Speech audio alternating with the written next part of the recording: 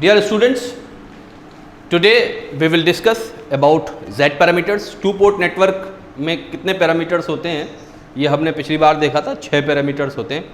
तो उसमें सबसे पहले नंबर पे जो आता है वो Z पैरामीटर्स आता है. तो Z पैरामीटर क्या होते हैं उसके लिए मैं फिर वो एक बॉक्स बनाऊंगा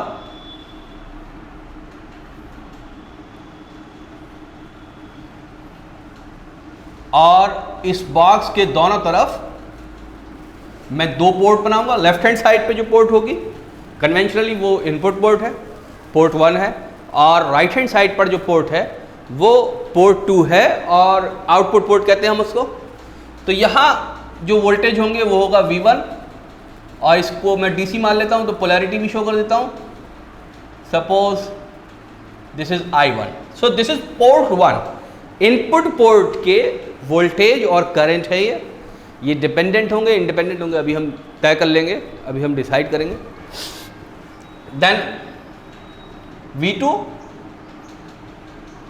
एंड I2. और ये बेसिकली क्या है, ये 2 पोर्ट नेटवर्क है और इस 2 पोर्ट नेटवर्क में हम जैसे ही ये कहते हैं कि सपोज यहां पर Z पैरामीटर्स हैं, जैसे ही हम ये बात कहते हैं इसका मतलब हम 2 वेरिएबल्स को, 4 वेरिएबल्स हैं V1, I1, V2, I2, ये 4 वेरिएबल हैं. इनमें से 2 वेरिएबल्स को हम फौरन से इंडिपेंडेंट मान लेते हैं. तो I1 and I2 are independent variable.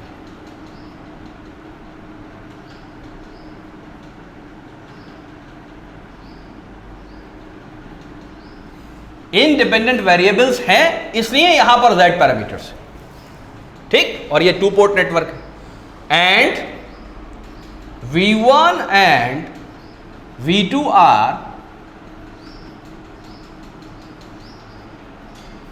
Dependent variables. जो वोल्टेजेस हैं दोनों ही पोर्ट के, उनको हमने क्या मान लिया, डिपेंडेंट. तो इंडिपेंडेंट और डिपेंडेंट वेरिएबल्स को जब भी हम रखते हैं इक्वेशंस में तो लेफ्ट हैंड साइड पे डिपेंडेंट वेरिएबल रखते हैं, ठीक. तो हम क्या इक्वेशंस लिखेंगे, V1 V2 मैट्रिक्स की फॉर्म में अगर हम लिख रहे हैं is equal to, this is our impedance matrix and here is I1 and I2, ठीक. यहां आ जाएगा Z11 Z12 Z21 Z22, ठीक. मैट्रिक्स के फॉर्म में ये पहला कॉलम, पहली रो पहला कॉलम, ये पहली रो दूसरा कॉलम, ये दूसरी रो पहला कॉलम, ये दूसरी रो दूसरा कॉलम, ठीक. तो पहला जो लेटर है वो रो को रिप्रेजेंट कर रहा है, दूसरा जो लेटर है वो कॉलम को रिप्रेजेंट कर रहा है. ये सब आप मैथमेटिक्स की बात जानते होंगे. अब अगर मैं इसकी इक्वेशन लिखूं तो मैं लिखूंगा V1 is equal to Z11 I1 plus Z12 I1, sorry I2. और अगर V2 लिखूंगा वो लिखूंगा Z21 I1 plus Z22 I2. Okay. तो ये 2 इक्वेशन मैंने लिख दी. लेफ्ट हैंड साइड पे मैंने क्या लिखा है, लेफ्ट हैंड साइड पे मैंने डिपेंडेंट वेरिएबल लिखे हैं क्योंकि V1 की वैल्यू डिपेंड कर रही है I1 पर और I2 पर. और जब रिलेशन इस तरीके का होगा तो इक्वेशन ऐसी आएगी. रिमेंबर ये Z11 Z12 Z21 and Z22 हमने पहले ही बताया है कि ये लीनियर एलिमेंट है, ठीक.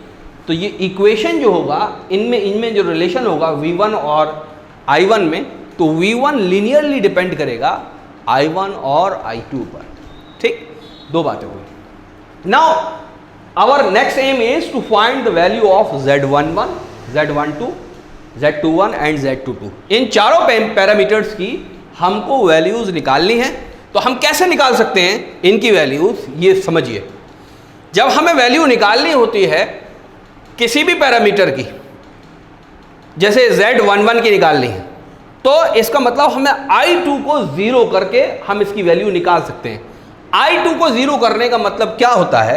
I2 को जीरो करने का मतलब यह होता है आउटपुट पोर्ट पर हम करंट फ्लो ना होने दें और आउटपुट पोर्ट को ओपन सर्किट कर दें, लेकिन वोल्टेज एलिमेंट को हम हटाएंगे नहीं, वोल्टेज को V2 को हम हटाएंगे नहीं। इसी तरह से अगर मुझे Z12 निकालना है तो इनपुट पोर्ट को ओपन कर दूंगा, लेकिन इनपुट वोल्टेज को मैं हटाऊंगा नहीं। तो ये हम कर सकते हैं, ओपन अगर हम करना चाहें तो कर सकते हैं और वोल्टेज हम ना हटाना चाहें तो नहीं हटाएं। ठीक, ये हम कैसे करते हैं वो बताता हूं मैं आपको। ये हमारा 2 पोर्ट नेटवर्क है, इसमें मैं I2 को जीरो करना चाहता हूं, तो मैं इस नेटवर्क को कैसे बना सकता हूं?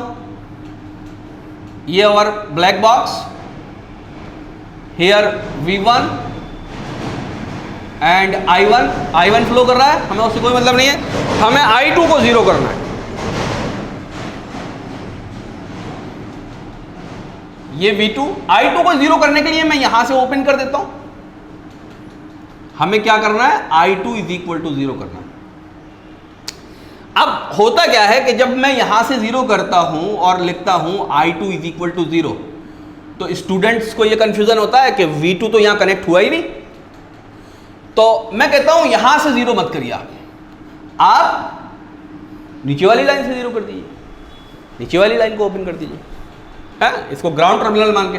जब आप इसे ओपन कर देते हैं तो यहां का करंट जीरो हो जाता है, यहां का करंट जीरो तो यहां का भी करंट जीरो, तो voltage is still connected to the network.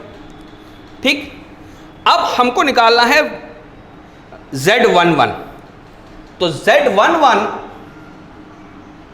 Is equal to V1 upon I1। तो ये दोनों वैल्यूज यहां पर मौजूद है, V1 अपॉन I1, ये दोनों वैल्यूज यहां पर मौजूद है, तो हम ये रेशियो निकाल सकते हैं। ये रेशियो मैंने कैसे निकाला है? ये रेशियो मैंने निकाला है I2 is equal to zero करके। मैंने पोर्ट 2 को ओपन सर्किट किया है, तो ये रेशियो निकला है। इस रेशियो को ध्यान से गौर करेंगे तो आपको ये पता चलेगा कि हमने वोल्टेज डिवाइडेड बाय करंट किया है, तो इसलिए इसका नाम होगा इंपीडेंस। ये इंपीडेंस है। पोर्ट 2 को ओपन किया तो ये है ओपन सर्किट इंपीडेंस। क्योंकि ये पोर्ट 1 की वैल्यू से मिलकर बना है, तो open circuit input impedance, open circuit input impedance को हम लिख सकते हैं open circuit driving point impedance. इसका नाम लिखता हूं, ये होगा ओपन सर्किट ड्राइविंग पॉइंट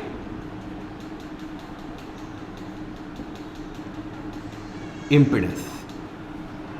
ठीक, अभी देखिए I2 को जीरो किया तो हमने Z1 निकाल लिया। अब यहां पर I2 को दूसरी इक्वेशन में देखिए, I2 को जीरो कर दें तो यहां पर Z21 भी निकाल सकते हैं हम।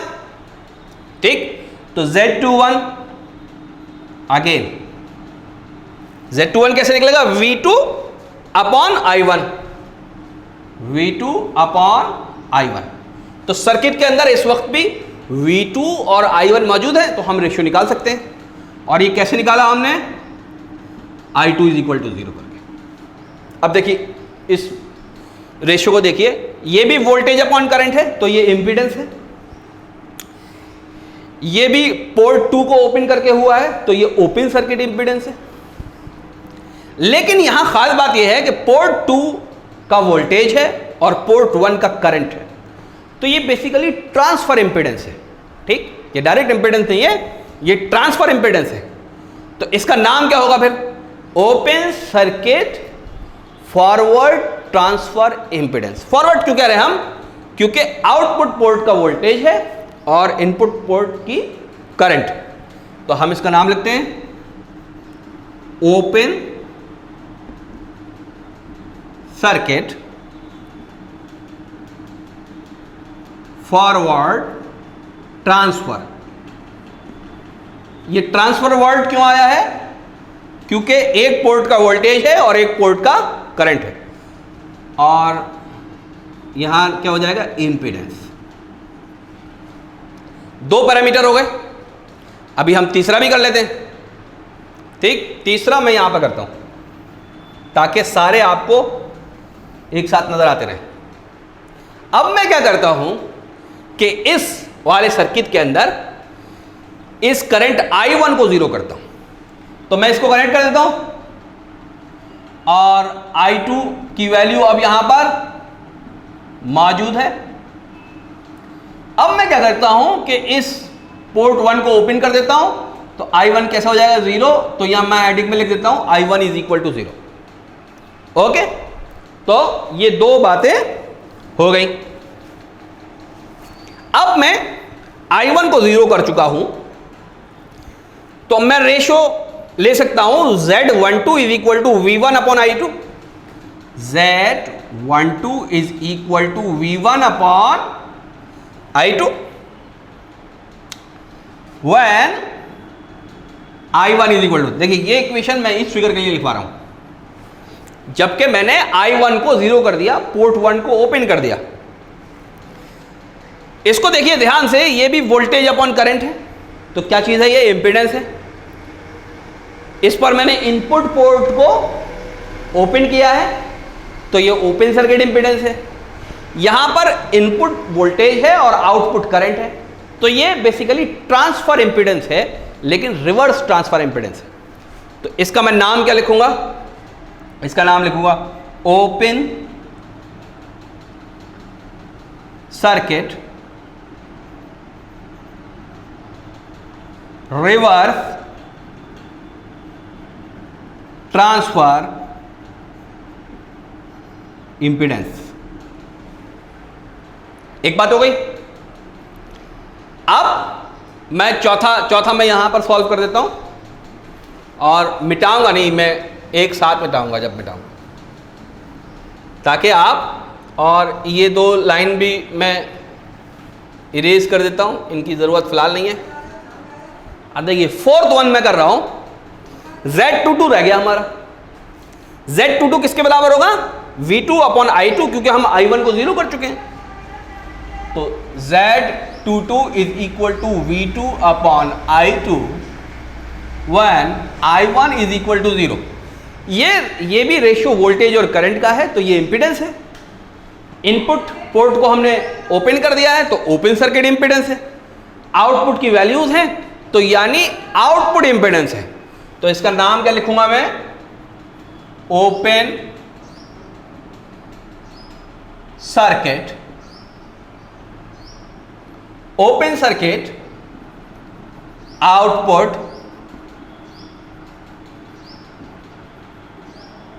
इंपीडेंस। ये क्या चीज है, ओपन सर्किट आउटपुट इंपीडेंस।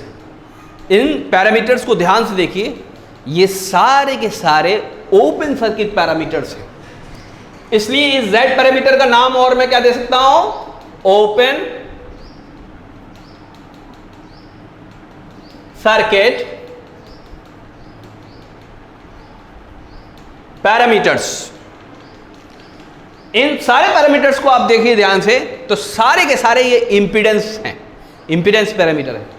तो Z पैरामीटर्स का नाम मैं तीसरा क्या दे सकता हूं, इंपीडेंस पैरामीटर्स।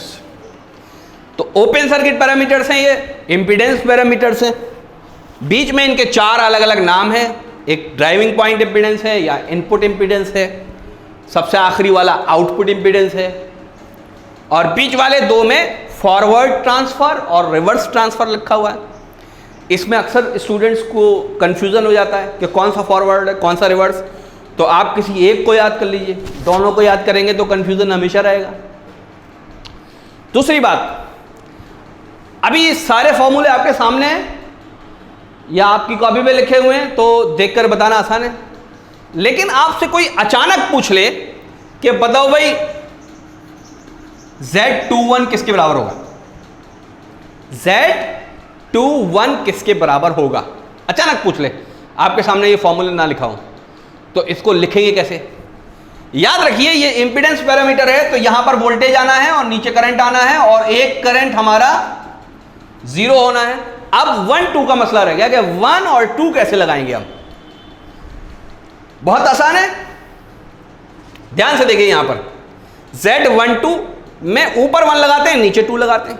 Z21 में ऊपर 2 लगाते हैं, नीचे 1 लगाते हैं। तो ये जो पहला नंबर है ये यहां लगाइए, और जो दूसरा नंबर है वो आप कहां लगाइए, यहां लगाइए। I1 यहां आ चुका, तो यानी I2 को 0 किया होगा। तो इस तरह से आप नंबरिंग कर सकते हैं और फॉर्मूला आप भूलेंगे नहीं। तो these are the formula for the different Z parameters, और उनका नाम है। इनको आपको याद करना है, आसान चीज़ है, मुश्किल नहीं है।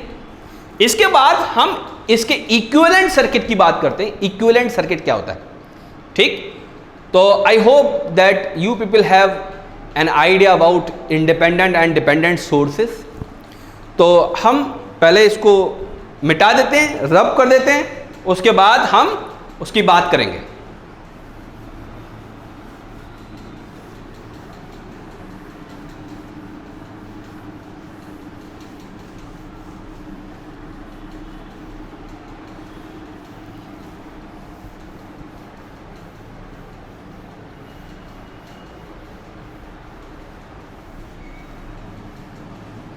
ध्यान से देखिए, हम क्या करने जा रहे हैं, हम equivalent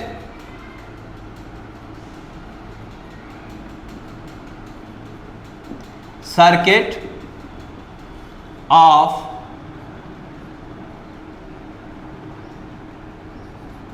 Z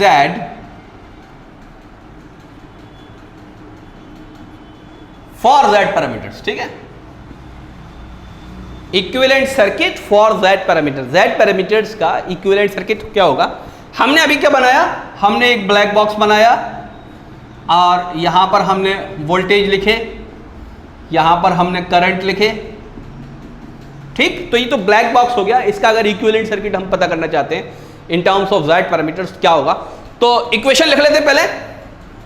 V1 is equal to Z11 I1 plus Z12 I2, ये इक्वेशन थी, मैंने अभी मिटा दिया।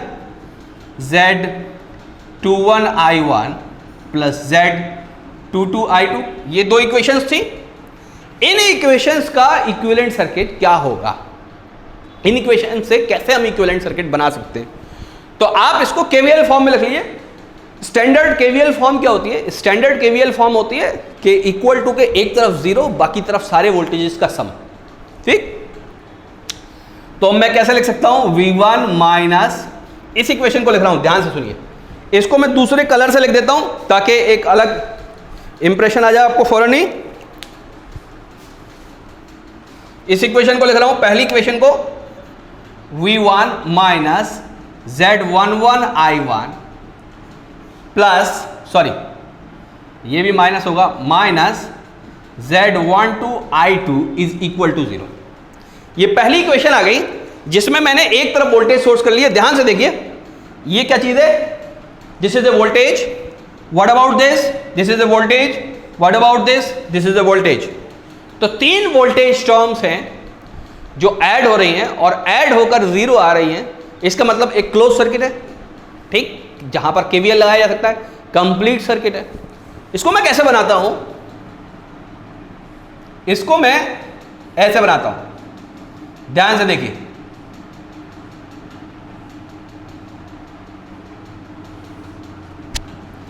यहां मैं लिख लूंगा V1, इसको पॉजिटिव लिखूंगा, इसको नेगेटिव, और इस एरो को मैं ऐसे बना दूंगा। This is V1। Now this is Z11 impedance through which a current I1 is flowing, ठीक। फिर उसके बाद ये Z12 और I2, ये जो वोल्टेज है ये बेसिकली वोल्टेज सोर्स है। इसको ध्यान से समझिएगा, ये पॉजिटिव और ये नेगेटिव। ये वोल्टेज सोर्स पोर्ट 1 का नहीं है, ये पोर्ट 2 का है। तो ये कैसा वोल्टेज सोर्स है, ये डिपेंडेंट वोल्टेज सोर्स है। बात समझ रहे हैं, ये डिपेंडेंट वोल्टेज सोर्स क्या है, ये डिपेंडेंट वोल्टेज है। किस पर डिपेंड कर रहा है, ये आउटपुट करंट पर डिपेंड कर रहा है। तो इसका नाम क्या, इसकी वैल्यू क्या होगी, I2 Z12। बात समझ में आ गई। तो ये इस तरीके से इनपुट वाला जो करंट है उसको हम ऐसे लिख सकते हैं। ठीक, एक सेकेंड रुकिए।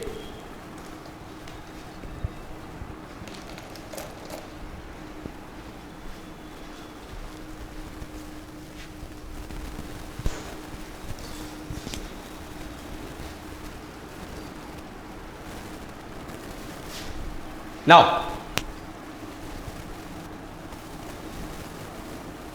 अब हम दूसरी इक्वेशन लिखते हैं। ये वाली इक्वेशन लिख रहा हूं मैं, इसको लिखेंगे V2 minus Z21 I1 minus Z22 I2 is equal to 0। पहले की तरह दूसरी लिख ली।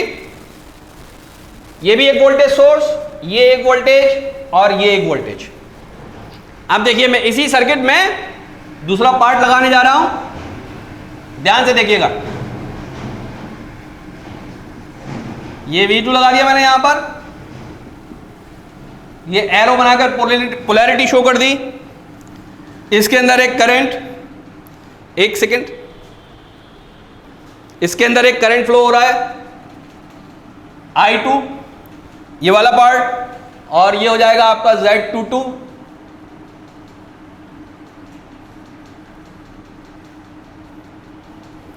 और ये वाला जो टर्म है I1 Z21 वो आ जाएगा यहां पर। बात समझ में? एक डिपेंडेंट सोर्स आ गया आपका पोर्ट 2 पर। तो what is this? This is equivalent circuit for finding the Z parameters. ये जो ब्लैक बॉक्स है इसका इक्विवेलेंट सर्किट है।